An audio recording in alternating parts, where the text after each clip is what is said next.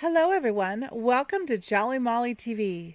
Today we're going to work on this amazing and beautiful project, the Stained Glass Autumn series by Embroidery Library, where we put them on glass blocks and we light it up from inside so it becomes this beautiful glass block decor for your home. This would look beautiful on a dining room table, on a mantle, on a hallway table, side table. The fun thing with this project is I'm making mine double-sided. So there's going to be a stained glass embroidered block on each side. Can you imagine this on, let's say, your dining room table during your Thanksgiving meal? And with a design on each side, everyone on each side of the table will be able to see this beautiful creation. So if you're ready and you're excited, let's get started and let me show you the supplies that you're going to need to make this project. Okay, so now let's take a look at the supplies that we're going to need in order to make this fun project. The first thing that we're going to need is we're going to need a nice heavy glass block. This one I purchased at Hobby Lobby. I got the large size. This is a 7.5 inch by 7.5 inch block, and it has a hole, so we'll be able to put our Christmas lights in it, and then it's upside down there. But then we can display it with the lights on the inside and be able to access them with no problem. Hobby Lobby has these. I believe Michael's has these from time to time. You have to look online. There's some other craft stores, but I know for sure Hobby Lobby has them in stock right now. They're $8.99 and they're in the craft department. Mine was actually on the back end cap toward the bottom, so I had to ask someone to help me find them because I couldn't see them. So if when in doubt, look on the back end, the back aisles of the Hobby Lobby, and look on the bottom half, and they'll have 3 different sizes. So let's go to the computer right now and let's take a look at the glass blocks, and we're also going to take a look at the designs, because the next step is you're going to need an embroidery design to be able to make this project. And in this video, I am showing you how to make the Autumn series. So let's go to the computer and check out both the glass blocks and the Autumn series embroidery design. Okay, so these beautiful stained glass designs are available at embroiderylibrary.com. And if you just do a search up in the search area here for stained glass, it will bring up all of their wonderful stained glass designs. And what I'm working on in this video is the Autumn series. So they have a design pack for all the designs, or you can buy them individually. And they have 1, 2, 3, 4, 5, 6 in the Autumn series. So whichever you'd like to do, this is where you can get the designs. They have sales periodically. Right now they have 60% off individual designs. So say, for example, you just wanted to do the turkey and the pumpkin, you could pick up those 2 at 60% off. So just watch their website for sales periodically, and you will see when they come up. So now once you pick out the designs that you want to purchase, the question is going to be, what size do you need to get? So to answer that question, we're going to go to Hobby Lobby, and we're going to look at their glass blocks. They have 3 different sizes. The 7.5 by 7.5 inch glass block is the one I have, and that's going to be the one I'm doing.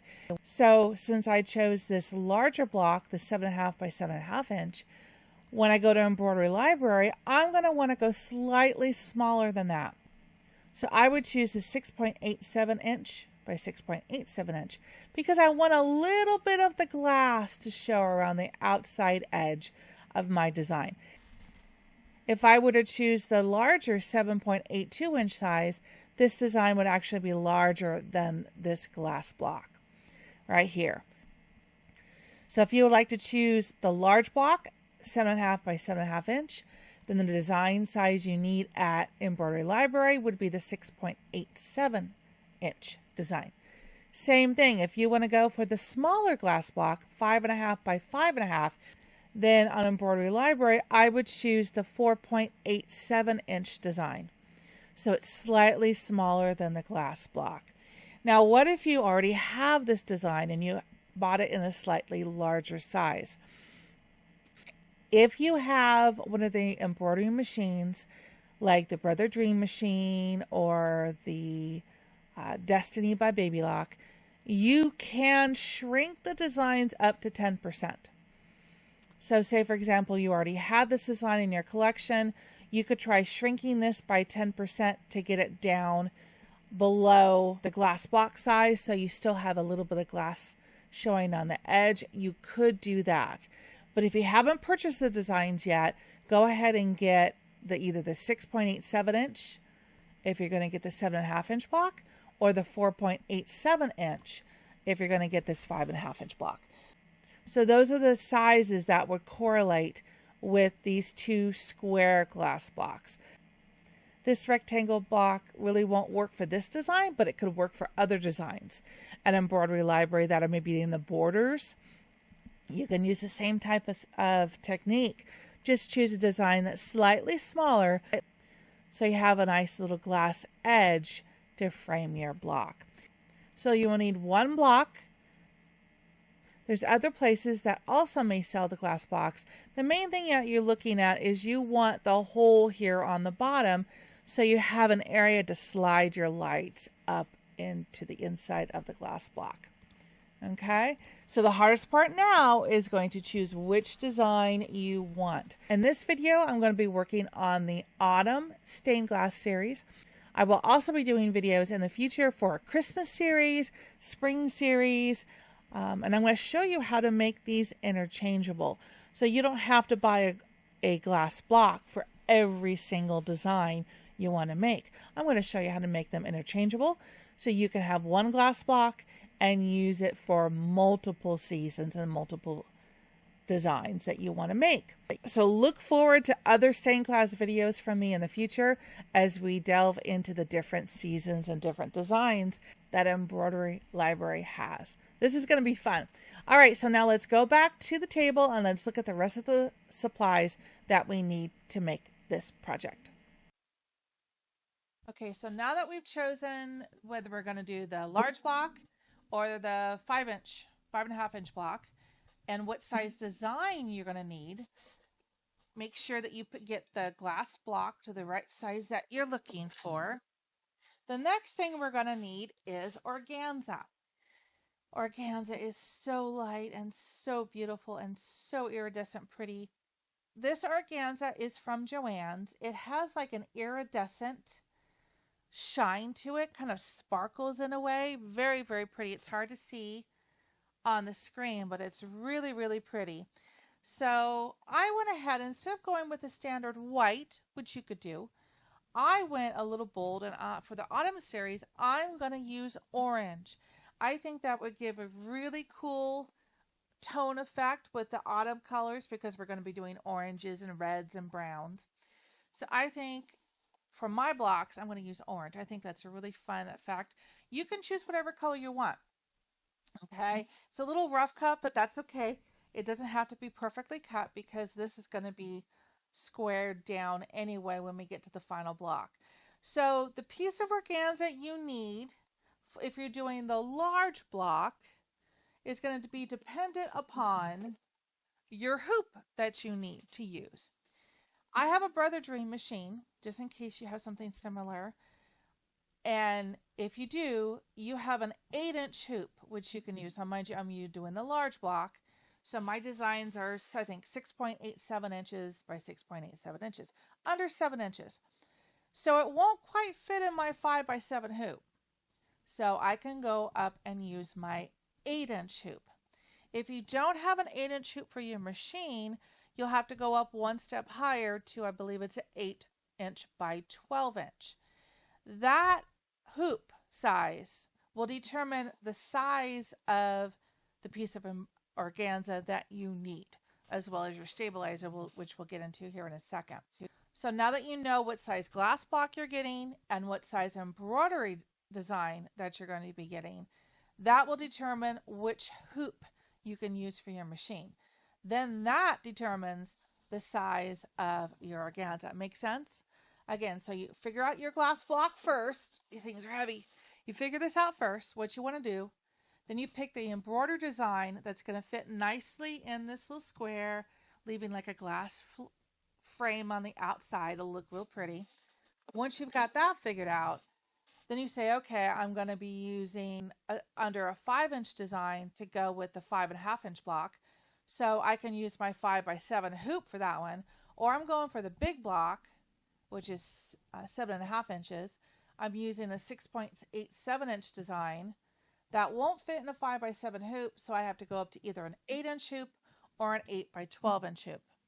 Then you can cut a piece of organza large enough to fit nicely within your hoop. Mind you, you want to be able to have a little bit on each side so that it doesn't slip in the process. You want it to be hooped nicely. Okay, once we figured that out, we also now need to get some stabilizer. And the stabilizer that I'm using in this project is a wash away water soluble stabilizer. This is more of a woven stabilizer. This is a single sheet right here. This is a woven. This is not your clear. If you have clear, make sure it's not a topper. You don't need a topper for this project. A topper is a piece of water-soluble stabilizer that would go on the top of your project. You don't really need that in this case with organza.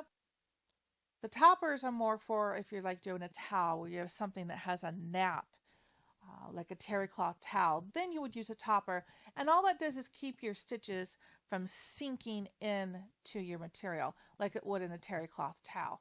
For organza, you don't need a topper. So you just need water-soluble stabilizer, large enough to fit in, yes, you got it, your hoop. Okay. The wash away stabilizer I love is this one here by Kimberbell. It's a wash away embroidery stabilizer. The last pack I have on hand is a 12x10. This is the last of the larger size. I think it's a 20-inch. And then I trimmed it down. So you need a wash away stabilizer that will fit your hoop in case this one will not fit. It's only 12 inches and it won't fit within the confines of my hoop. If you're using a 5x7 hoop, the 12-inch will be perfect. If you're using an 8-inch, 8x-inch hoop, you need at least a 15-inch long roll. Or if you're using an 8x12-inch, then I would use the 20-inch roll of stabilizer. But I love Kimberbell stabilizer. And this is not a plug or endorsement. I love the stabilizer.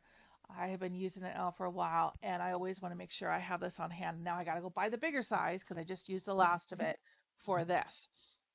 But if you need a wash away stabilizer, that's a good one as well. So you need a roll of that, again, long enough to fit outside your hoop. Again, if you're using an 8-inch, you need a 15-inch. If you're using an 8x12-inch hoop, you probably need the 20-inch roll to make sure that you have one long enough. You don't want to piece it because that's going to create instability within the hooping. And because organza is so light and airy, any instability could cause the design to shift when it's stitching. And that's one thing we don't want. Okay. So once we have our stabilizers and our organza cut, we can go ahead, and I'm just going to hoop it right now since I have it right here in front of you. I am using 2 pieces of the water-soluble stabilizer. 2. Okay. I don't want to take the chance of any puckering or any movement in the hoop. And it helps in the hooping process as well. If you look at the organza, one side is a little shinier and sparklier than the other, if that's a word, sparklier. That's my new term. I want to put the prettier side up on top and make sure that it's going to fit well. And then I'm going to hoop it. All right. Make sure that I've got enough on all sides to gently get myself in this hoop. Okay. I'm going to tighten it a little bit. And then I'm going to pull ever so gently. This is not a massive tug. This is just a very gentle, gentle tug around the outside of all the pieces. Then I'm going to come back and again, ever so gently, just pull a little bit on the stabilizer. This is not massive. I am just trying to get the tiny little bit of excess out of here so that this does not move. But I don't want to pull it too taut because then it's going to pucker in the design. But like I see a little bubble right here. I want to pull just a little bit. So it's flexible. Nothing is taut. You don't see any edge pulling. It just takes away the excess of the organza, and now it's beautiful. Again, you don't see any pulls or anything, and then make it tight as you can. So it's like a drum, okay? But again, tight as you can, because you don't want anything slipping. Again, the 2 layers of the water soluble stabilizer are going to help with that. If you only want to use 1 layer of the water soluble, or you only have 1 on hand at the moment, you can go ahead and use some of those, it's like a rubber shelf liner in as you hoop it on the edges to help your hoop get a good grip. You shouldn't have any issues with the puckering or anything in the hooping process. The hoop will be nice and taut like a drum. Drum, drum, drum. Okay, so now we've got your water soluble stabilizer. You've got your pretty organza in whatever color you've chosen. I've chosen the orange. So we've got that part down. The next part we're going to need is we're going to need some threads. Now, once you have the design from embroiderylibrary.com, and there'll be a link in the description below, as well as to where you can get the designs, you're going to need some threads. Okay, so I just went in my stash and got threads that I had. Doesn't need to be anything fancy. When you buy the design from Embroidery Library, there's going to be a color change sheet that you can download, print out, or even if you have a computer by your machine, you can have that on the screen. And they're going to tell you what colors you need for whichever design that you're doing. In the autumn series, these are the basic colors. You've got your black, you've got like a tomato red, a Christmas red. Then these 2 colors are going to be my stained glass background. And then you've got some browns. You might have another darker brown for the turkey. You've got your orange. And then you've got 2 colors that you'll be doing for like the leaf accents. So you can choose whether you want a darker golden. You could do a darker gold here and then this one here.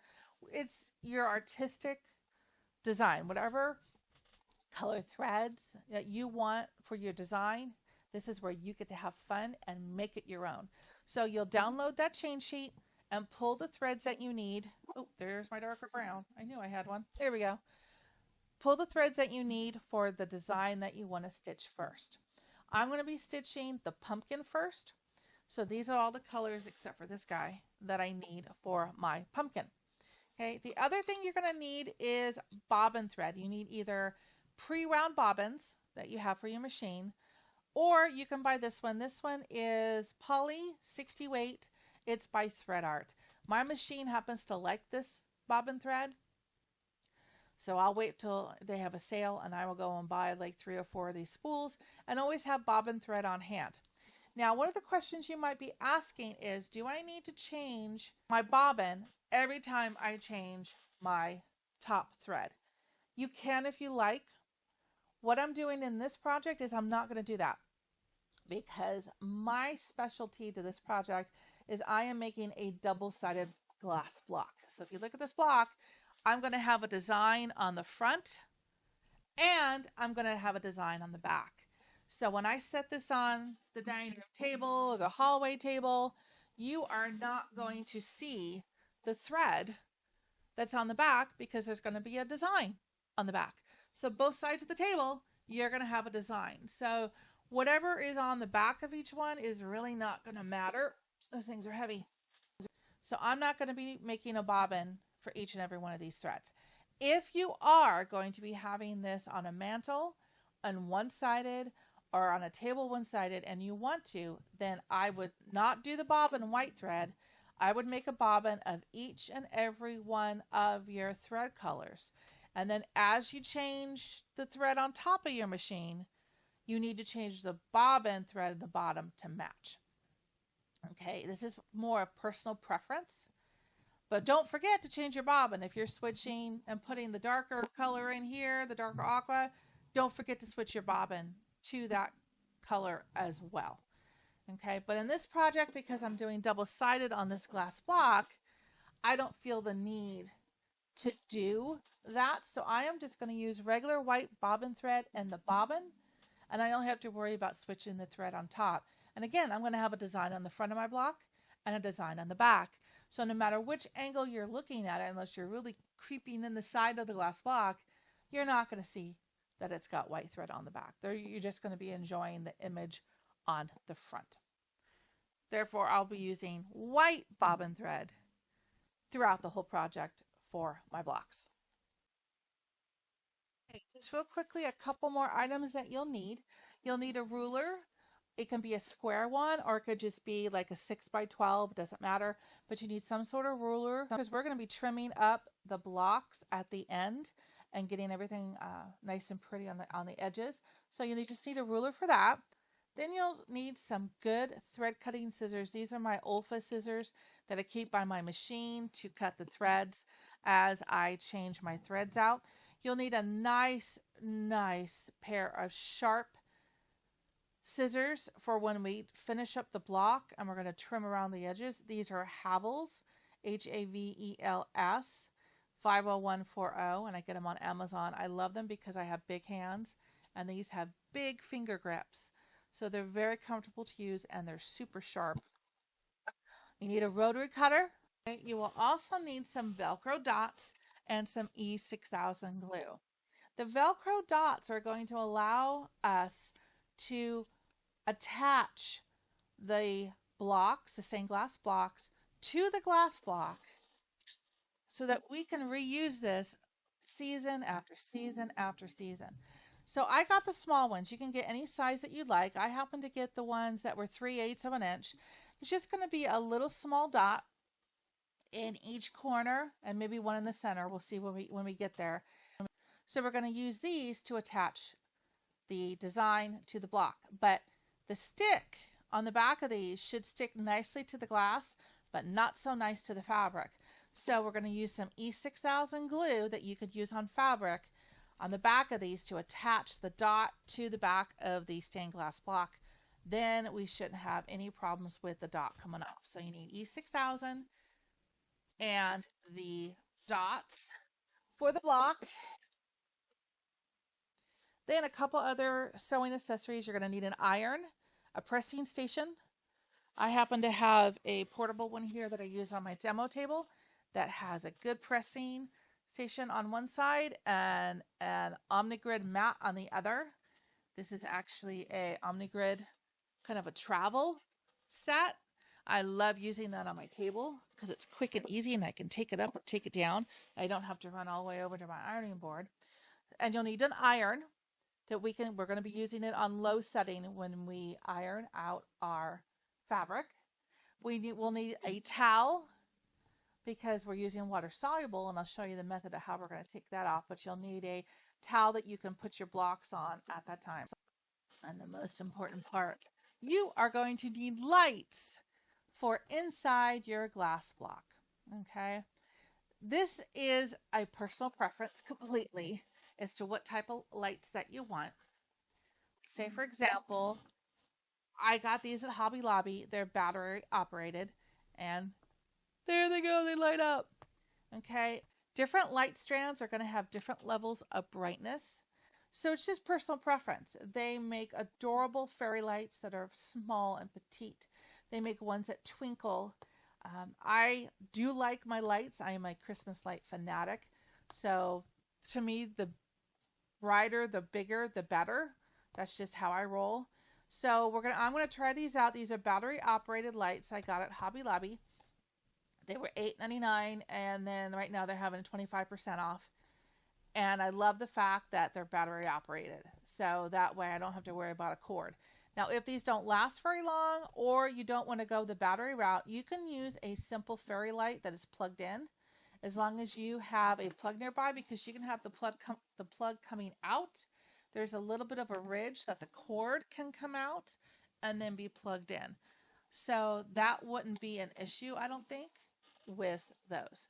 The other idea I had was because of the orange I thought maybe a multi-light strand underneath, it's hard to see, might give a cool effect, because with your stabilizer you don't see it as clearly. But I thought that might be cool for the autumn. So I got a strand of the multicolors just in case. We can test those out and see how they work. So there we go with our lights. So you will need a strand of lights. Your preference, battery or a plug-in.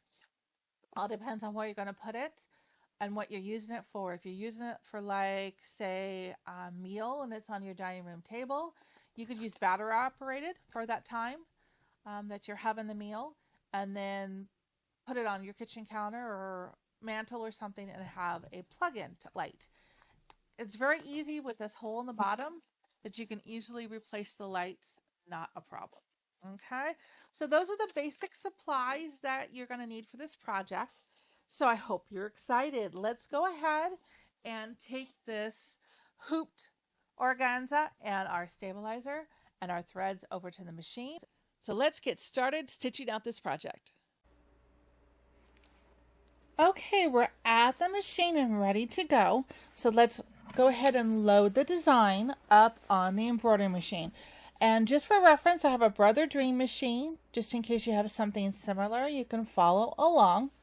So I'm going to click embroidery. I'm going to go to my flash drive, which is where I have the files stored. And I have them in a subfolder called Stained Glass. And I have them in an autumn subfolder, because that's the project we're working on right now. And all these cool designs come up. So we're going to stitch out the pumpkin, and this is the Embroidery Library design ESP 83387-2. And I'll have that in the link below as well. So if you would like to get this design, you can.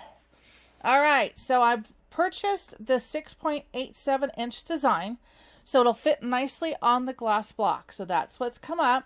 It's 59,525 stitches, and it's 100 minutes. Okay, and that time is stitch time. That does not include the thread changes. But it goes by really fast, and it's fun to sit here and watch it stitch out. It's like it's making magic as it stitches. It's really fun to watch, and to me, it's very relaxing. So I don't leave the machine. I actually stay here and I watch it stitch out. I enjoy that a lot. So we don't have to do anything to it. We're just going to click set. It's the right size, everything we want. And we're going to do that in that order it comes up. So that's perfect. So we're going to click embroidery. So now the machine is ready to go. So let's switch over to the hoop cam. And I have loaded my hoop on the machine. I have the 2 layers of the water soluble stabilizer. And then I just have 1 layer of my organza. And because this is an autumn project and fall, I'm using orange. And it's going to have a really cool kind of a glow to it when it comes out. And pumpkins are orange. Fall is orange and browns and golds for the fall color. So I figured orange would be really cool to do these blocks. And I only have 1 layer of the organza on here. Just 1. You don't need any more than that. Just 1. Okay, so now we're going to start stitching this out, and it's just going to be really easy. We're just going to go 1 color at a time and stitch it out. So the first color that we're going to put in the machine for this block, they call it an egg yolk, and I've chosen to do this. This is kind of a yellow gold, kind of bright gold. I think that would be really cool for this. So that is what I'm going to put in the top of the machine. You choose your color thread of choice for egg yolk out of your collection. And let's thread the machine and let's get started stitching. I can't wait to see this. Okay, everybody ready? Oh, and make sure you've got a good full bobbin down below so that you can stitch out for a long time before you have to change the bobbin. Okay? I'm guesstimating that this design may take up to 2 bobbins.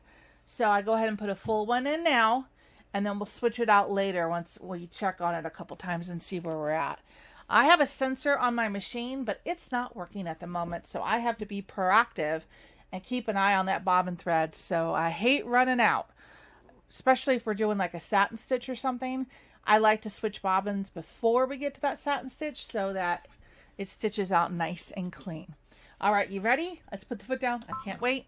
Let's stitch out the first stitch. Here we go.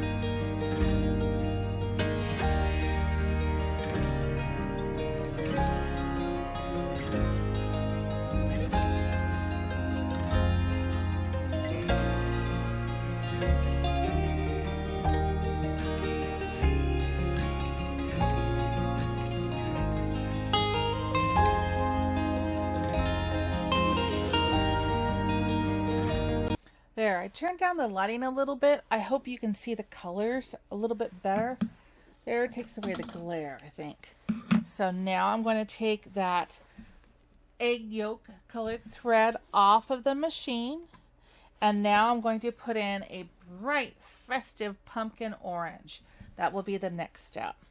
So put an orange up in the top of your machine.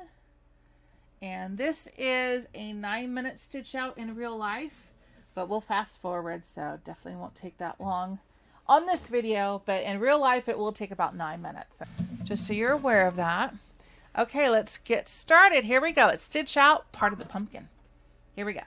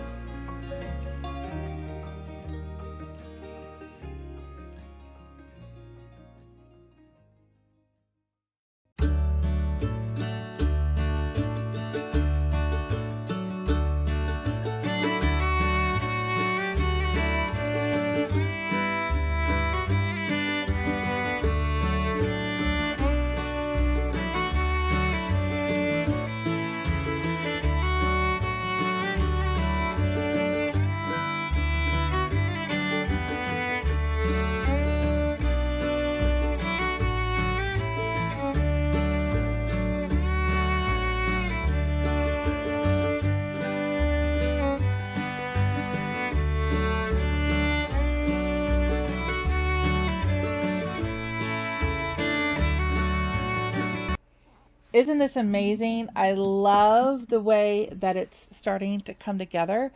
It's just, I think, going to look really, really cool.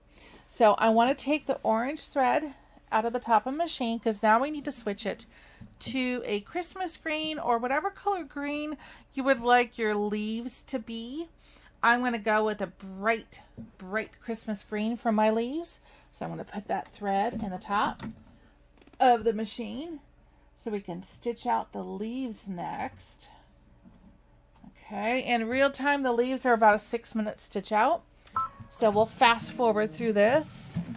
And here we go. Let's stitch out the leaves.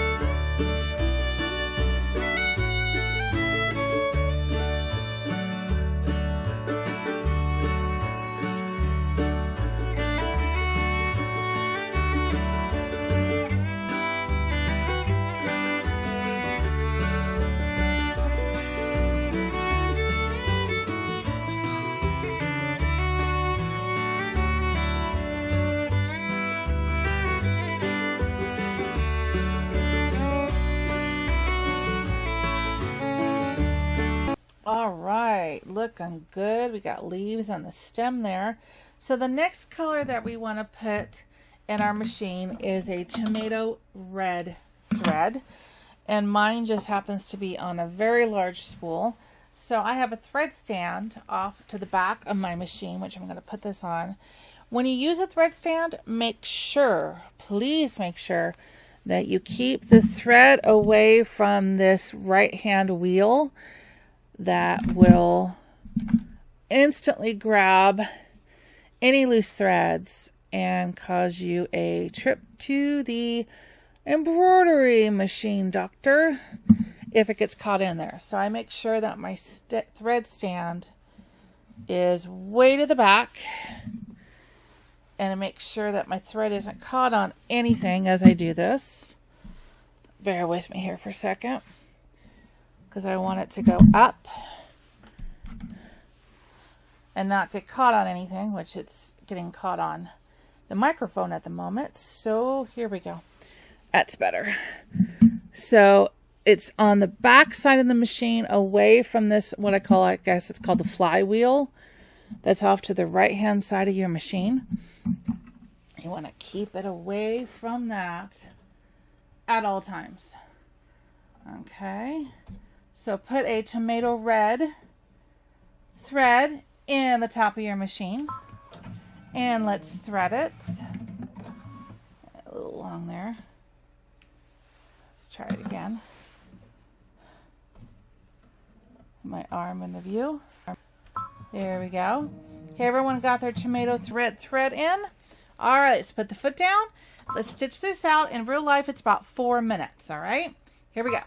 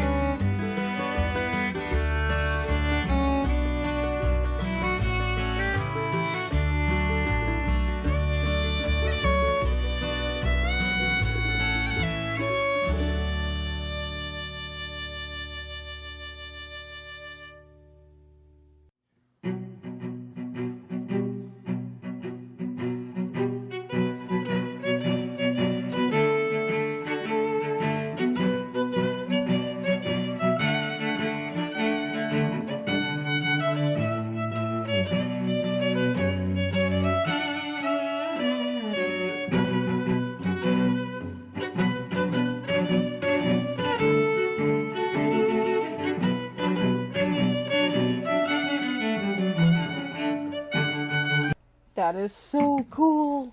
Oh, I love it. Okay, so tomato red thread goes off the machine. Get that off there. And now we're going to do part of the stained glass background. So the first color I've chosen is this light, almost like a sea foam. And then later I've teamed it with this darker aqua. And I think that's going to be really, really pretty. Okay. They show in their sample like a light green to a dark green. And I went more of the slightly tinted aqua. So pick a color of your choosing for this background stained glass. It could be any color. You don't have to go blues or greens. You could, you could do any color your heart desires. So pick your color, put the lighter of the two colors in first. That's what we're going to stitch out first, okay? The lighter of the two. So this is about a 10-minute stitch out in real life. Again, pick the lighter of the two colors you've chosen, put it on top, thread your needle, and we're getting ready to stitch this out, all right? Okay, you ready? Here we go.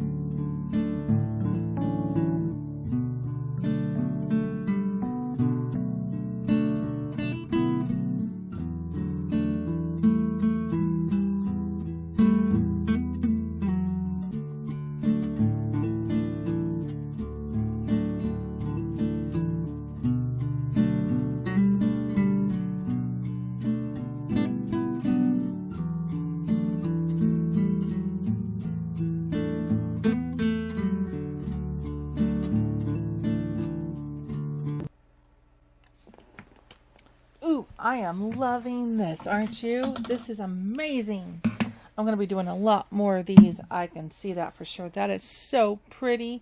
And we're not even done yet. Okay, so the next color thread I've chosen is the darker aqua. So I'm going to put this, obviously large spool, in my thread stand. And you need to put your darker color that you've chosen into your machine. So thread it up.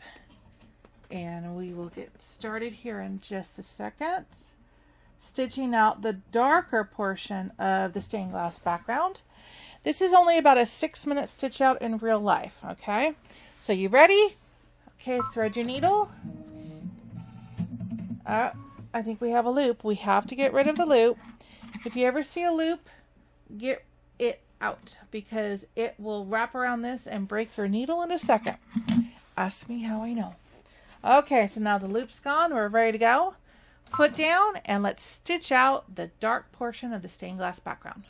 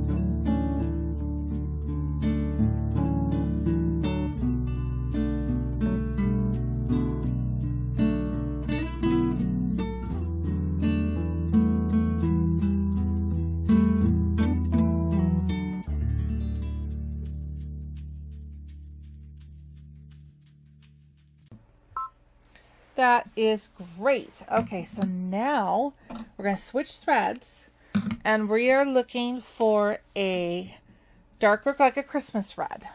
So I've chosen this one, real pretty. That will go nicely with the tomato red that we used earlier. So go ahead and pick a red, a darker red thread, and put it in the top of your machine. And we're getting there. We're almost done with color changes. All right. So let's go ahead and stitch this out. This is a 4-minute in real life stitch out. Here we go.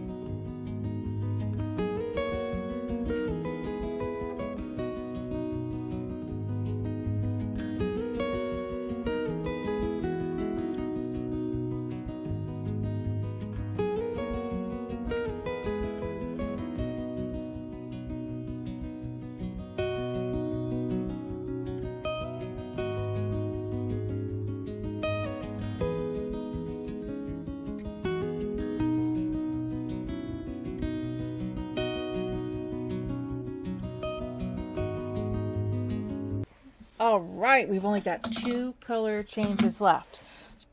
So take the red thread out of the top of the machine, and now I'm going to put like a brighter yellow, because I used a kind of a goldenrod here for the egg yolk, and now I'm going to put this brighter yellow up in the top so I can do the other fall accents leaves up on top and the sides.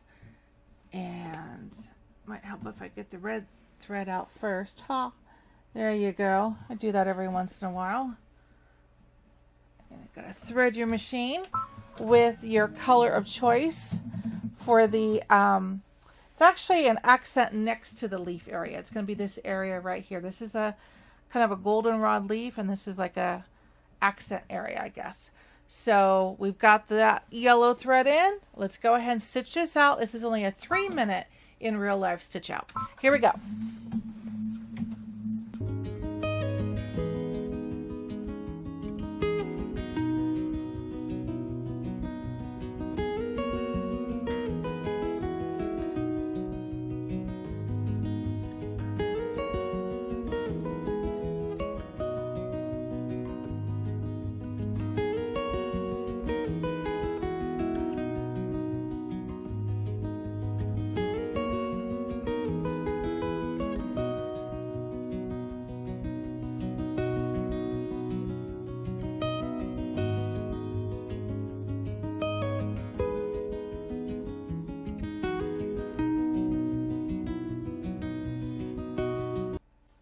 Doesn't that look amazing? Oh, I'm so excited to see what happens next, because when the next stitch is added to this, it is literally going to make everything just pop and come to life, because now we're onto the black, and the black is going to act like the stained glass lead and define each and every one of these areas, and it's going to be amazing. So this next step needs black thread. So I have a big spool that I'm going to put on the back. So get yourself some black thread.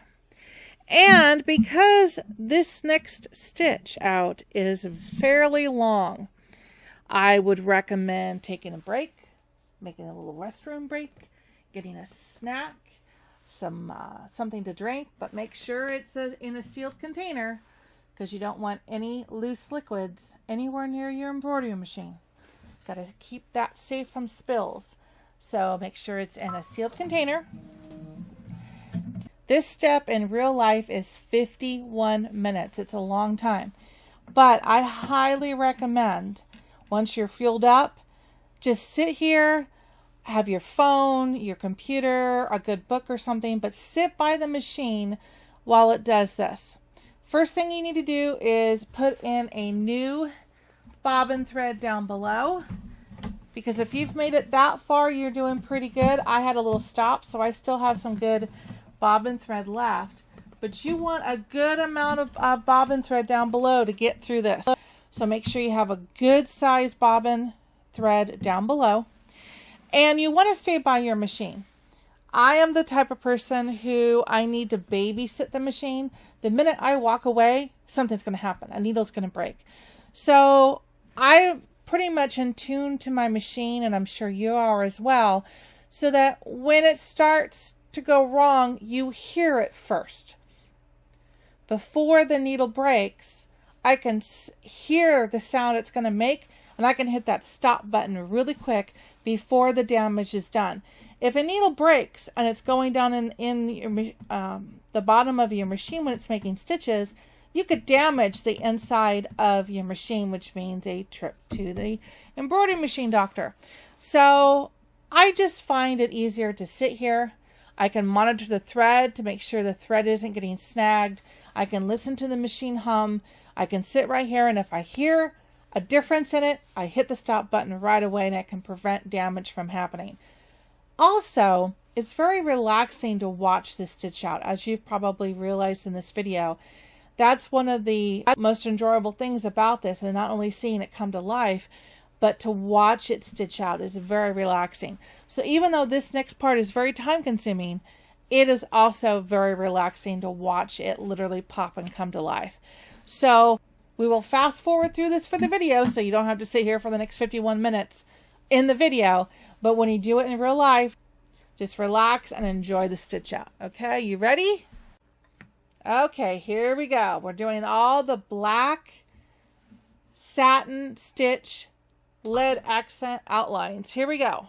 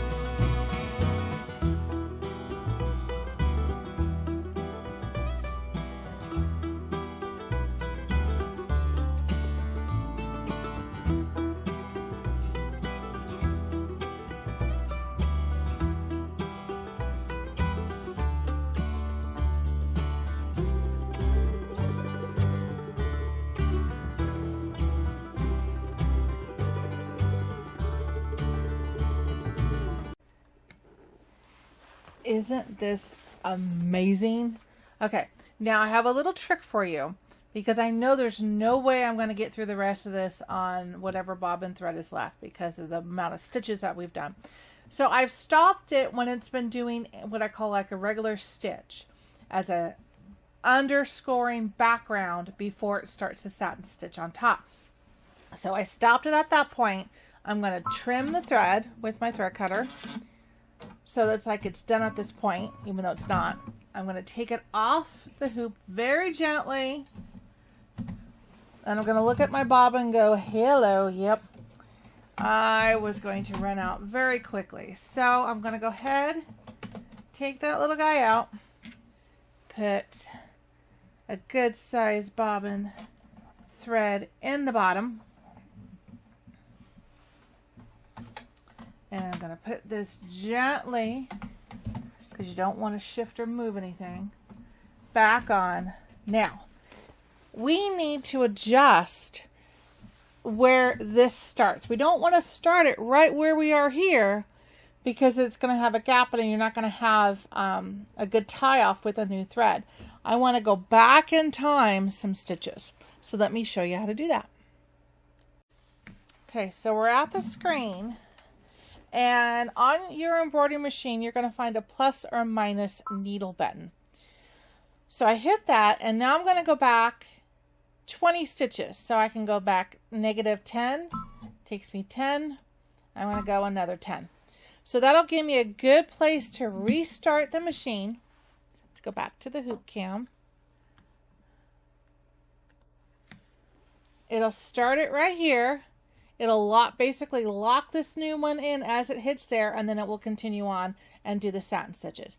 So if you ever have to stop in the middle because your bobbins run out, that is how you can go back, move your needle back 20 stitches, and then restart the machine so that it locks that in and will continue on. Okay, so let's finish it up. I think all it has to do is the border around the outside, which is about 3,400 stitches, and this block will be done. All right, here we go.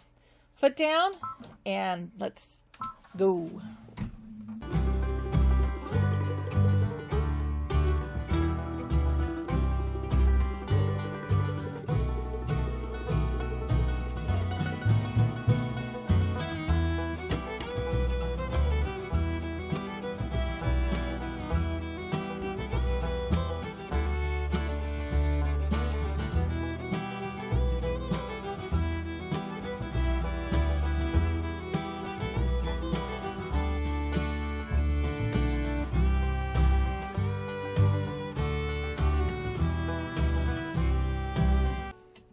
Isn't this stunning?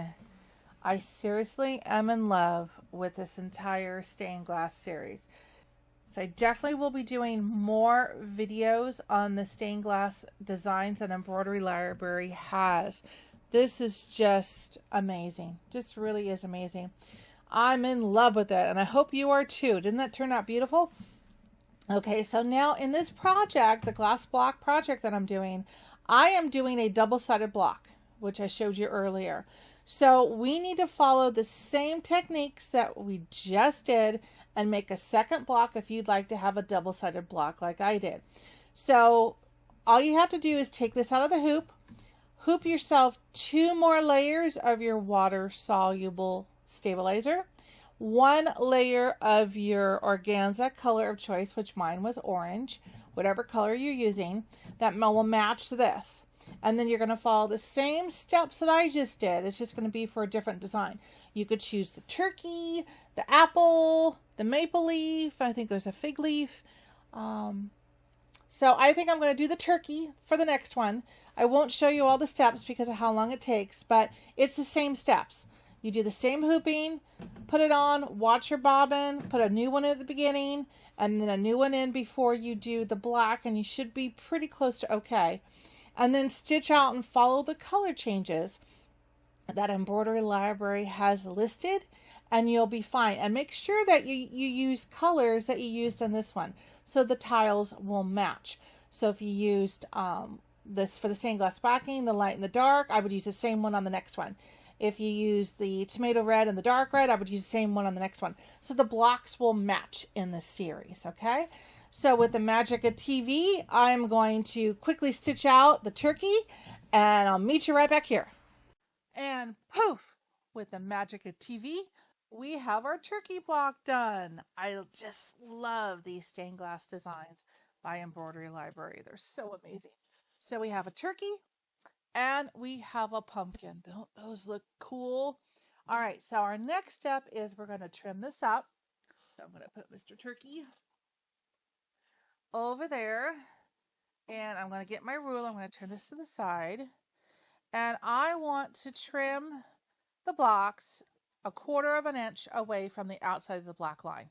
Okay, we're going to trim these closer when we're done, but right now just leave 1/4 of an inch of the organza and the wash away stabilizer, and use your rotary cutter. Here we go. And we're going to leave 1/4 of an inch out. So line this up with your ruler, allow 1/4 of an inch outside that black satin stitch, and go ahead and trim up that side of the block. Do the same thing over here. We're going to trim it right there. There we go. And then we're going to go this way. Same thing. I'm going to leave it 1/4 of an inch of the organza and the wash away stabilizer on the outside of the block. Got a little wild with that one and went out. That's okay. Doesn't have to be perfect. This is just to make your life a little more easier when it comes time to trim this all up. Okay. So that looks good. So let's do the same thing with Mr. Turkey. And mine, I did a little bit lighter on the goldenrod. Just decided to wear a sweater. He wanted to coordinate with the leaves. It's artistic license. You can do whatever colors you want. And if you happen to make a mistake and it's a little light, it's okay. He's wearing a sweater. It's fine. Doesn't have to be perfect. Everybody's unique. Everybody's an individual. And the turkeys can be too. So he's just wearing a little lighter sweater. All right. There we go. And I'm just trimming him up. He looks good. He coordinates. Yeah. Probably should be a darker goldenrod or light brown, but that's fine. I'm rolling with it. 1/4 inch out the outside. And one more side. And there we go. That'll make our life easier for this next step. I apologize for my squeaky chair there. Okay, let's put the ruler away. So now we have the block done. We have the stabilizer on the back still. And we have trimmed, so we have 1/4 of an inch away from the outside edge. So now what I want you to do is get your really sharp scissors. And what we're going to do is we're going to trim very carefully right up to the black, but not touching the black satin stitch. You don't want to trim the stitch because you could break it and then it could ravel up. So I'm just trying to get as close as I can without touching those stitches. And we're talking, I don't even know you can see it on camera. There's just a micro amount that's left outside that. But see, that way I'm not touching those threads. I want to keep those threads intact, and it will look perfectly fine on the block. So go ahead and trim around the whole thing. We'll fast forward, and here we go.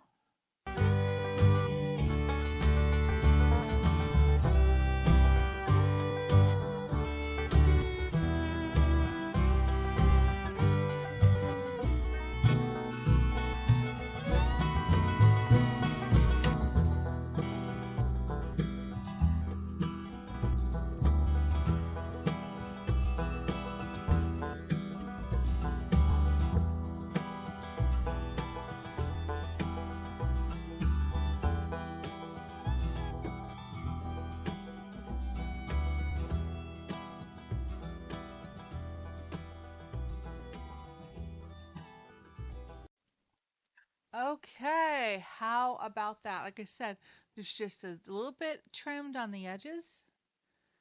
I'm not worried about it fraying because it's going to hit the satin stitch, and the satin stitch is going to keep everything intact. So there you go. You've got some little threads here I want to trim off. You've got your blocks all trimmed up, ready for the next stage. I advise you doing this trimming before we get to the next stage because it'll be a little bit easier to do it with the stabilizer behind it and makes the block a little bit more sturdy to deal with. So do your trimming now before we get to the next step. Okay, so now the next step. All right, so I'm getting my table clear because I don't want to get my mat wet. Because now we are going to get rid of the water soluble stabilizer on the back. Okay, so I just put a towel down to protect my surface and to absorb the water. And what I'm going to do is I am not going to soak this in a bowl. I am not going to run this under a very heavy stream of water. So what we're going to do now is we want to do just a trickle of water from the faucet. We don't want to dunk it and let it soak because what could happen is because we stitched this on organza. Organza is kind of a fabric that honestly, it has a mind of its own. Okay, I really wanted to fold this over and stitch it. Well, it has a poofy mind of its own. It kind of does what it wants, but it's very, very thin and fine. So we don't want to cause any disturbance of this by massively taking out all the stabilizer. So basically what I want to do is I want to take away just enough of the stabilizer to help the light shine through and show the prettiness of the organza, but to leave some in to give it support. So I'm going to just go to the sink, come back, just do a very small drip water over the block, get it wet, bring it back here, and we will put it on the block. And then I'll show you the next step that we're going to do. We're going to dab it with a paper towel after it sits for about 20 to 30 seconds to get the stabilizer off. But again, go to the sink and just do a slight trickle of the water on the first block, and I'll meet you right back here. Okay, and also when you go and do this, put the block upside down so that you can see the stabilizer, because then you can see what areas are getting wet and which areas are not. Okay, so I just came back here. I put it upside down, face down on the table, on the towel. So you can see all the areas of the stabilizer are wet. This is before, this is after, and it's just a little drip. It's not soaking. It's just a little bit. And then I'm going to start patting it with a towel, and the towel will get sticky and tacky. That's good. That means it's taking up part of the stabilizer. Okay. So that's good. Yeah, that's looking good. Okay. And just keep doing it. It's going to get tacky and sticky if you touch the paper towel. But this means you're getting off the majority of the stabilizer. Another thing while we're doing this is you really don't want to run any of this water-soluble stabilizer down your sink anyway, because this is tacky. This could actually clog up your pipes. So in other projects that I've done, I've actually soaked it in a bowl for things that can be soaked, not this project, but other projects. And then I literally let it dry. I let the water evaporate in the bowl, and then what's left is the water-soluble stabilizer, and then I throw that out. Because you don't want this to get into pipes or anything because it's sticky and gluey. And just keep doing that. Then you can hold it up, and if you look at it, look at how much richer it is. This is still cool, but look at the difference. Yeah, it's a little bit wet, but you can actually see the towel through the organza. So now you're looking at that the light is going to be able to come through it very nicely. And by doing it this way, as I get the tackiness all over my hand, number one, the block is not going to shift. It's not going to pucker. It's not going to curl. Once it's all dried, then we can give it a little iron um, with a pressing sheet in between with the backside of it to give it a nice square firm. But that is exactly what I want. Okay. It's going to be gorgeous. Look at that. You can see the towel through it now. So it's freed that up. You can't really see it on TV, but you can see the towel through where you really couldn't on that one. Okay, so it's freed up the vision so the lights can come through, but you've kept its shape. Okay, and we're going to leave the rest of that in. That's taken away, I want to say like 95% of the stabilizer, but it's left some in. It will be flat and sturdy after it dries. So now we're going to do the same thing with the turkey. I'm going to move this one aside so it's in a dry spot so he can do his little thing of drying. You probably want to let it dry overnight so it gives a nice firm feel. So I'm going to go to the sink and do the same thing with Mr. Turkey. I'm just going to let a little drips all the way through until it just gets wet, and we'll come back here. We'll do the same thing with the turkey. Okay, I've done that as well with the turkey. Let's get a clean paper towel here. Give it about 20 to 30 seconds for the water-soluble stabilizer to kind of like process what it's going to do. Give it a little bit of time, and then we'll pat it down. But doesn't this look cool? I'm in love with that. I gotta stop touching it. Let it dry. And like I said, it's still square in its format. It hasn't distorted, it hasn't pulled, it hasn't puckered. And that's exactly what we want, okay? Let's go ahead and start patting Mr. Turkey down. This is very easy, just takes time and process. So that you spend, 2 hours stitching out this design, with the black part of it being 51 minutes or 52 minutes on some of these designs. And you want to do whatever you can to keep it square and uniform. You don't have to take out the water soluble stabilizer. You don't have to. You can skip this step if you want and leave it in. Your lighting effect will just be kind of a more of a frosted look. Okay, the light won't shine through as brightly. It'll be more muted because you'll have the stabilizer to block it, but it will still look pretty. There's no doubt about that. It'll still look pretty. But if you do this, like I said, and you can feel the paper towel, it's all tacky. Very carefully. Look at that already. Isn't that stunning? And you know the lights are going to shine through even more. So don't want to handle it too much. Give it another pat down. And then we're going to let it dry overnight. Okay, get it good and dry. And then we'll come out tomorrow and we'll give it a little press, and I'll show you how to do that. Okay. So with the magic of TV, I'm going to put him there. I'm going to let these two dry, even though it'll be overnight. But just like that, we'll snap our fingers and it'll be all dry. All right, meet you back here in a second. Okay, we are back, and these have dried beautifully. You notice how they're a little stiff? That's exactly how we want them. We want them to be sturdy so they can stand up to the glass block and not be floppy. So we left just the perfect amount of stabilizer in there. I love it. So now we're just going to press them just to give them a little bit more straightening. There's a couple curls here. So I'm going to put them face down. And then I'm just going to put the towel on top. So it acts as a pressing sheet. And I've got the iron on low to start. And we're going to see if that will do it. Because with organza, you don't want to go too high of a heat and risk damaging the fabric. So I always do organza on low.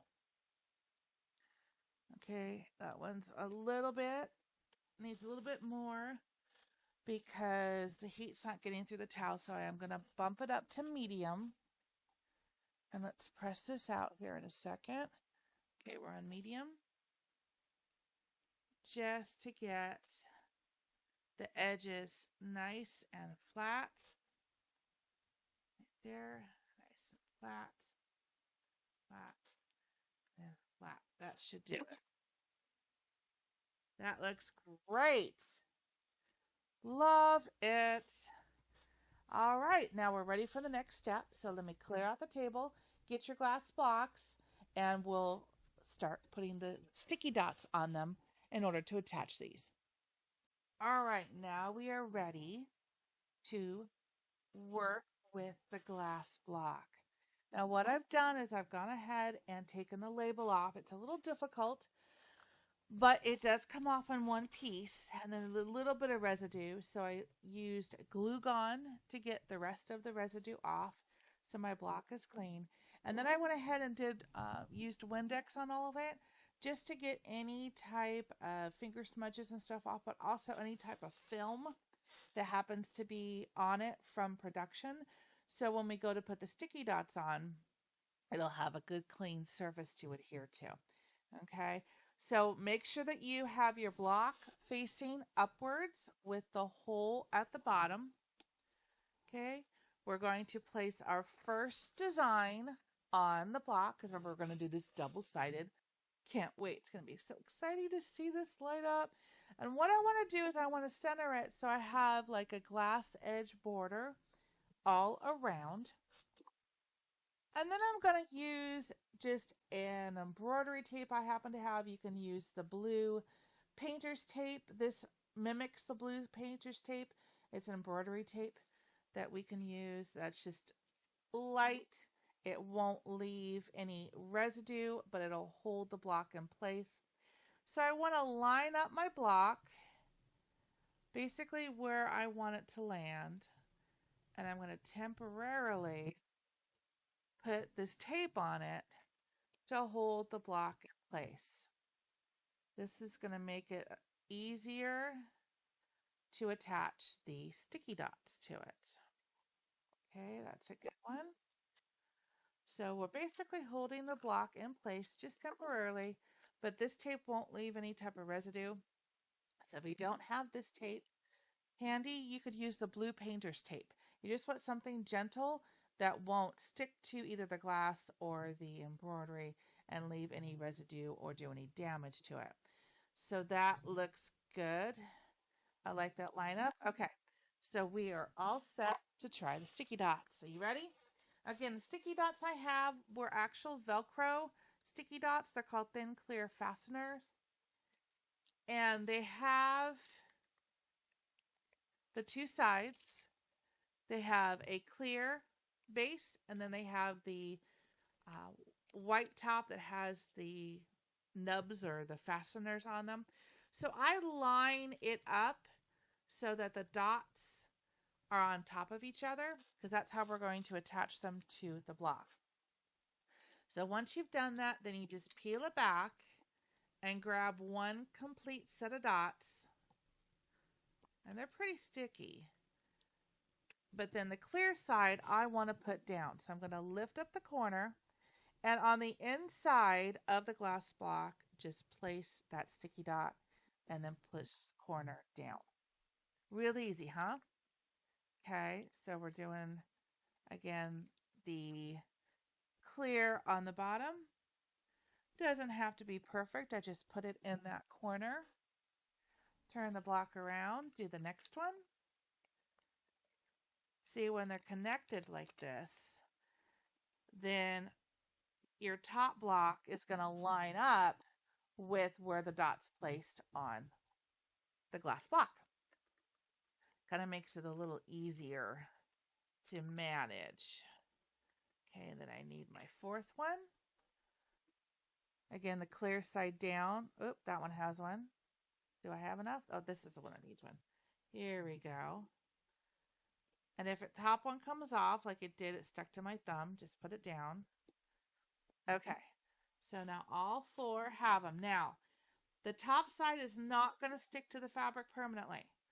It'll stick to the glass. The clear side will stick to the glass nicely, but the top part will not stay permanently on the fabric. And that's where the E6000 comes into play. So I get a napkin, have a napkin handy, because this will kind of ooze out on its own, so you kind of act a little fast. But what I'm basically going to do is I'm going to lift up the corner and I'm going to put a little bit of the glue on there, and then I'm going to press it back down. This dries clear. So if you put a little bit too much and it oozes over the dot, that's okay. It will adhere to the fabric nicely, but that's what we want. Okay, let's go ahead and take the top off the E6000. Don't press too hard because the glue kind of wants to start to come out on its own. And I'm just going to put a nice amount there. And I'm going to come around and do each corner. Oops, a little bit more. Like I said, it'll dry clear. But see how it just starts to bubble out here. Bubble. Okay, put a little bit more. You can see on the bottom of the camera here. Okay, the napkin. And then the last corner. See, that one wasn't sticking to the Velcro at all at that point. Okay, and then put your lid back on quickly. That way it won't dry up the rest of the tube. All right, so we have it on all four corners. And now we just wait for that to dry. Don't try to pull it up at this point. Just let it dry. And now, make sure your hole is at the bottom. Now we're going to do the opposite side. Put that down. We're going to do the same thing for the turkey. Same thing. We're going to line it up. And tape it like that.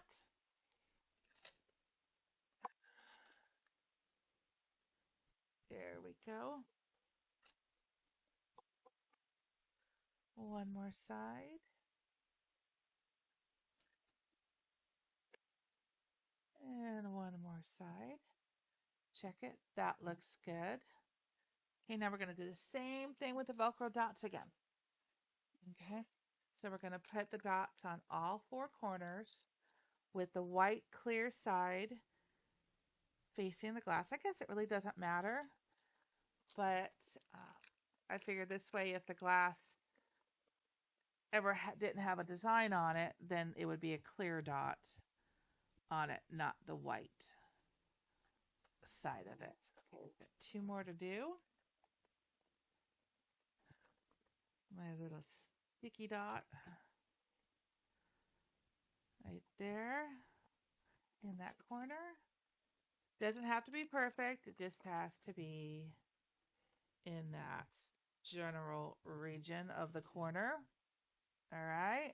All right. Now we're going to do the glue again. Good old E6000. Okay. Lift up the corner. Of course, now it wants to stick, but you can't trust that it will stick permanently. This is why we do the E6000. Okay. Hold it over the napkin too in between times so it doesn't drip and get on any of your table or mat or anything. Another one right here. Like so. And another one right here. Okay, now that you're done with the E6000, clean off the tip. Make sure the tip is nice and clean before you put the lid back on. That will also make it easier to come and open this the next time you use it. Okay. Did I do that side? Yes. It needs a little more. This side needs just a little more. All right. Clean it off again. And put it back on. All right. So now what we're going to do is we're going to let this dry. I'll leave the tape and everything on it, and we're just going to let it dry. I believe it permanently bonds in 24 to 48 hours, but it says Yeah, apply directly to surfaces to be bonded. Allow 24 hours for curing. And then maximum bond strength may not be reached for up to 72 hours. But I'm just going to let this rest until tomorrow. And then we're going to take it off and put the lights in. So I will meet you right back here after this cures. Okay, so now we are ready to take off the embroidery tape on each side. I'm not actually going to pull those Velcro strips for another couple days. There's no need to. Just let it cure completely. But we can definitely now, since it's been a day, we can put the lights in and see what this design looks like. Just let the corners fully cure before you try to go pull them off. That would be smart. But then this way, you're going to be able to interchange them between the holidays. So also, if you want to put a dot on the middle, on the sides, you can do that as well. I figure it'll hold it in place with just the 4. So we'll be good on that. But this way, you can interchange them. So you can literally now watch my next video where we do the Christmas designs, and you can switch them out for Christmas or Hanukkah. Then we can switch them out for the springtime. Hopefully they'll come out with Halloween designs next year. That would be great. So we have to ask Embroidery Library to make some Halloween designs. That would be awesome. Okay, so now let's go ahead and put the lights in. I have put my batteries in the battery pack, tested them out. We are good to go. So we're just going to untwist the lights here, and we're going to put them in, and we're going to see how the white looks against this. Space them all out so they have like an individual little flare here. I think this strand has 20 lights on it. Let's see, what did it say? Yes, 20 lights. So it's just easy peasy. You can put them in here. If they're LED lights and they're cool to the touch, you could add some batting or some polyfill in here if they're cool LED lights so that nothing will catch fire. To give it a little bit more padding, you could do that. But note that that will also change the lights, change the amount of light that comes through it. Oh, this is so cool. Isn't that cool? Let's see if we can turn. Let's turn the lights off and see what this looks like.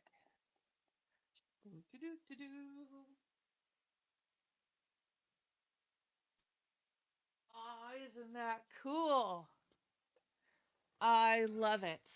It shows a little brighter on the camera than it actually is, but that is cool. But I can definitely see how you'd want to put some filling or something, at least at the bottom, to help keep the lights upright. That is so cool. Look at that. Look at the turkey. That's amazing. Look at that. Those are awesome. Okay, now let's try the multicolored strand in here and let's see what that looks like. These might be a little bright for most people. They might want to try the fairy lights. I do like the brightness of the lights. I'm a Christmas light fanatic, so I do go for bigger and brighter. But it's showing actually brighter on the camera than it is on person. So you actually see the colors better in person. So it's kind of hard to show. It gives more of a glare on the camera. But let's try these multicolored lights and see how they look. And then I got to get some batting to put in the bottom here to actually help keep the lights up toward the top. Otherwise the lights will fall toward the bottom of the block. Let's see how this looks. I love the multicolor in this fall version. I might not use it for the springtime. I might use it for Christmas. That would be pretty too. So just find light strands of your choice, put it in there, and then put a little bit of fill in the bottom that'll help keep the lights toward the top. If you're using the lighter weights or smaller fairy lights, you probably won't have to do that because it would stay up there, but you need something to be able to keep the lights up toward the top of the block. Isn't this wonderful? Well, I hope you enjoyed making this project as much as I did. So thank you so much for watching. I hope you see you again here on Jolly Molly TV. And until next time, happy stitching. Bye bye.